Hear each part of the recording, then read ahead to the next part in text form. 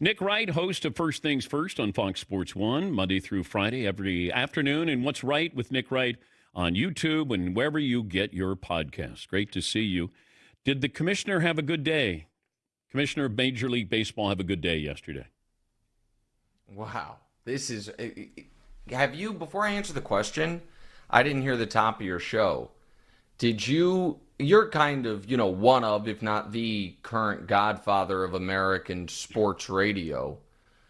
Did you have a moment of silence for, should Pete Rose be in the Hall of Fame topic? Like potentially dying of being gone? It's always been a go-to, if need be, break glass in case of emergency for your entire career.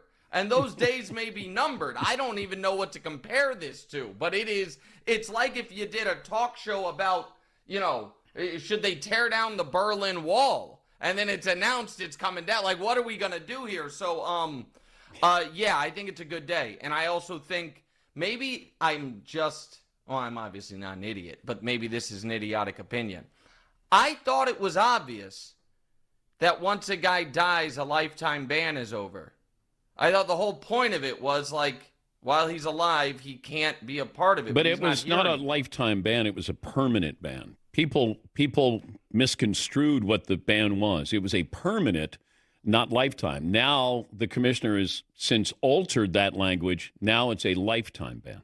So, okay, so bad job by me. I didn't realize that. But, yeah, I think that's what it should be. I think we've talked about this before. A Hall of Fame should be museums. Yeah. In my opinion. Yeah.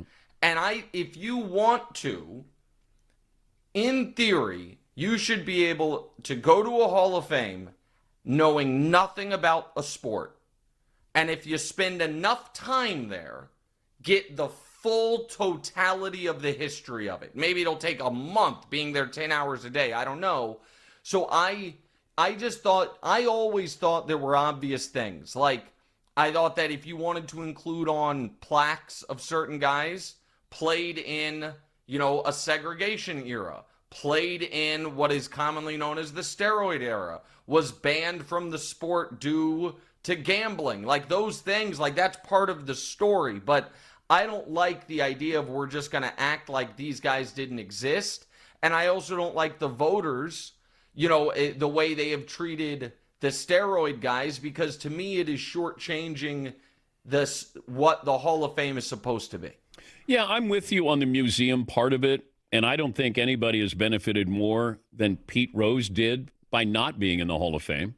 For sure. 25 years ago, if he's in the Hall of Fame, we don't bring up his name, but it became a campaign and a crusade. I do think the commissioner of Major League Baseball meeting with President Trump may have had a quid pro quo where Donald Trump wanted him in. No, that's not like him. Are you kidding? No. You don't think quid pro quo with this administration? Quell your lips, sire. What a scurrilous allegation. Oh, I know. Unfounded I know. With any data whatsoever. This is why people don't trust the liberal media, Dan. My God. But go ahead. Sorry. Yeah. But I think Pete getting off the list, people think this is just going to be rubber stamped. He's going into the Hall of Fame, which he still has to go through this committee that doesn't get together until December of 2027. And just to get on the ballot. So I think this is a long process. I do think Pete will get that opportunity, but I would put Shoeless Joe Jackson in before Pete, or put him on the ballot before Pete. Can I ask you a question, and then I know you want to get to other things. Okay. And I'm putting you on the spot, so I apologize. Okay. Did you like Pete Rose? I loved Pete Rose. I didn't always like him. No, so I knew as a player. Yeah. But I assume my only interaction with Pete Rose my entire life was my grandparents lived in Boca when I was a kid, and my granddad was a horse better, and he would sometimes take me to the track, and we'd see Pete Rose there all the time. And one time I said hello. I assume you had maybe dozens of interactions with him, and I'm just curious if you liked him, because it's an odd thing, because even people who think like I think that he should be in the Hall of Fame, I don't think viewed him as a super sympathetic figure or even that necessarily likable of a figure. Well, it didn't help his case that there was no active contrition.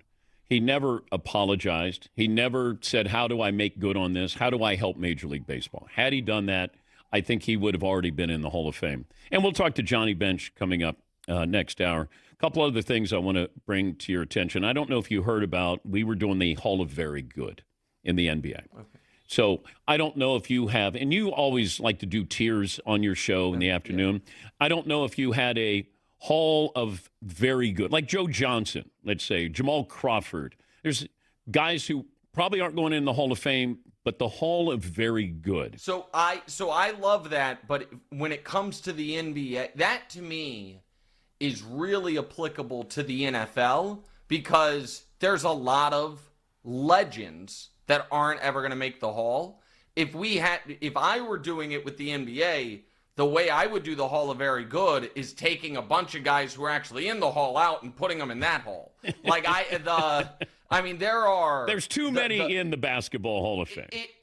Right, to where it's almost as if you have a noteworthy career and you're not considered, like, I'll give you an example.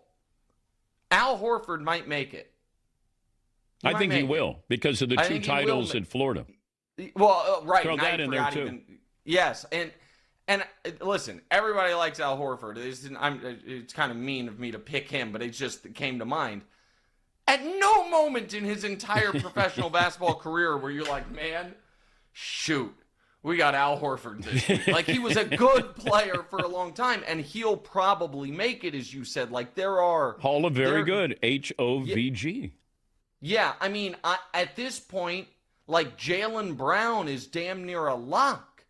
Like, and he's 28 years old, and it's so, yeah, I have very controversial opinions on this, which is, another thing we do on the show, free plug, is Club Superstar for the NBA, annual event, opening again end of May, and it's 12 guys, maximum, which means, like, oh, shoot, is Tyrese Halliburton now in Club Superstar? And if the answer to that question is yes, somebody's got to come out. I wish that's how a Hall of Fame worked. Like, listen, there's 96 Hall of Famers or whatever the number is. So, you know, Wait, I don't know. There's going to be relegation in your Hall of Fame? Yeah, I mean, you can't support this because it'd be so bad for your guy Reggie, but it would be very exciting. It would be very exciting if it was. Now, you can say every, decade, because the league numbers expanded, we add 5 total new spots or whatever. But guys who, like, got into the skin of their teeth, they get to have the ceremony, they get to have the plaque, but they know I'm probably just keeping somebody's seat warm, which I think would be cooler. We're talking to Nick Wright, host of First Things First on Fox Sports 1 and What's Right with Nick Wright on YouTube, wherever you get your podcast.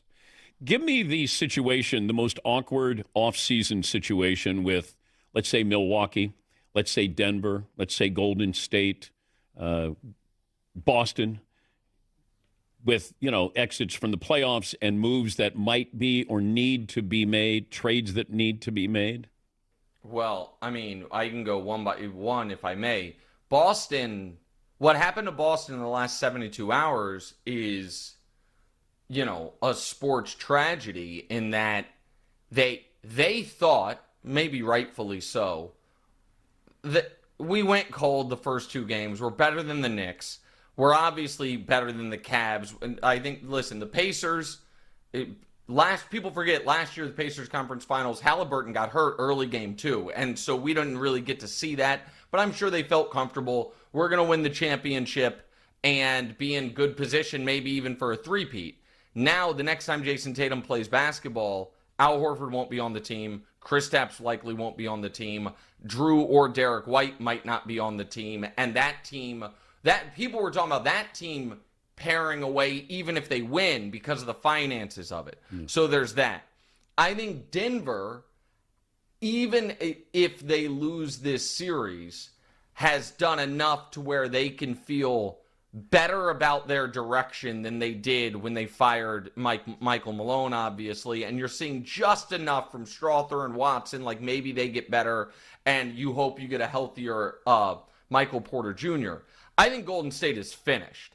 Now, I've said that before, and, Draymond's made fun of me, and that's fine, but anybody trying to concoct a Giannis trade to Golden State doesn't understand how the CBA works and assets work. So I don't see and I don't think Jimmy Butler's getting better. You know what I mean? I think we are seeing that at 35 years old, playoff Jimmy has real limitations. I think Milwaukee, here is the other part of the Tatum injury. Does that give Giannis pause where he's like, maybe I give this one more year? Like, the Cavs, by the way, are a second apron disaster. I have a thought on them in a second. The Celtics are self-eliminated. I'm going to train all summer with just a picture of John Halliburton, Tyrese's dad, for motivation. Maybe the East. If I'm Giannis, do I want to go West where, honest to God, Dan, if you were to list, if Giannis goes West and Tatum is injured, if you were to list the 20 best players in the NBA, 16 would be in the West. Jalen Brunson, Donovan Mitchell, Tyrese Halliburton, and then maybe Jalen Brown or Towns. Like, is that those? Everyone else is in the West. So does Giannis want to do that? And so I think all that's fascinating. I also think, because of everything I just said, year 23, go back home, win a title with Cleveland, or at least make another finals is something for LeBron James. Oh. It's something you couldn't go there if they won 64 games, made the finals. But when they just keep getting clocked in round 2, and it's like, oh, who's your starting 3? Max Strus? I think I'm an upgrade. I think I would help out a little there. Now, the real question there is, what do the Cavs have to trade to get Bronny? Because Rob Pelinka are going to hold their feet to the fire on that one, boys. What do you think? Trying to handicap LeBron, you want to win one more title. You're not going to win it with the Lakers. Well, I don't think how they're constructed. I think Austin Reeves is probably the movable piece there, but I mean, you got to get a big guy. Correct. And I don't know. Would you trade Austin Reeves straight up for Malawach? Like the kid out of Duke. So say he's going to be the 9th pick. Yeah, he's got to develop, and now I got LeBron clock ticking. That to me makes a lot of sense for the Lakers for Luka. Like, a young defense, catch lobs, block shots. But for LeBron, I don't know. Listen, I am such a Luka Doncic believer. I know that, half the NBA fans seem to think he's just a fat alcoholic. I think he's a guy who carried a mediocre team to the finals last year. I think he'll be fine. I thought, it has broken like this for a while, that the way the bracket is broken, that I thought the Lakers had a really good chance to come out of the West. And now when you see it, you're like, oh, maybe they did. The problem is they played terribly and Minnesota played great. So I don't think they'd be drawing dead as long as they added a big going into next year. But obviously, the East, that path is wide open right now. And so the Cleveland thing to me is worth pondering for a moment. Now, he'd have to basically play for the minimum. And we know the rules on LeBron James. If he plays for the max, he's greedy. And if he plays for the minimum, he's rigging it. So he's going to get criticized either way. But I think that's something that would be worth considering. Being in New York, are you caught up on the Knicks hysteria? Yeah. Oh, yeah. Yeah. And I'm no Dan Patrick. I don't get free tickets to things. I'm buying tickets to these games. Really? Yeah. Because I don't ask for press passes because I feel like, I don't know, man. Like I'm I don't want to feel like they did me a favor, I owe them this, whatever, and I'm not going in the locker room, you know what I mean? I'm not covering the games. So no, I buy tickets. And so I went to game 2 against Detroit. I went to game 3 against Boston. So I've actually been to 2 Knicks losses. But yeah, it is exhilarating. And the city feels an extra verve because the thing is this, the Knicks are the only team that everyone in the city roots for. Like Yankees, Mets, Giants, Jets, Rangers, Devils, Islanders. And I know people are like, what about the Brooklyn Nets? The Brooklyn Nets don't have fans. They don't. And so don't you have season tickets to the Brooklyn? I did have season tickets to Brooklyn for a year because I wanted to watch KD and Kyrie and Harden. But I got rid of those once they got rid of those players. But the Garden is really just unlike any other spot. And it is, the city feels very alive. Are you coming to any games? No. This guy.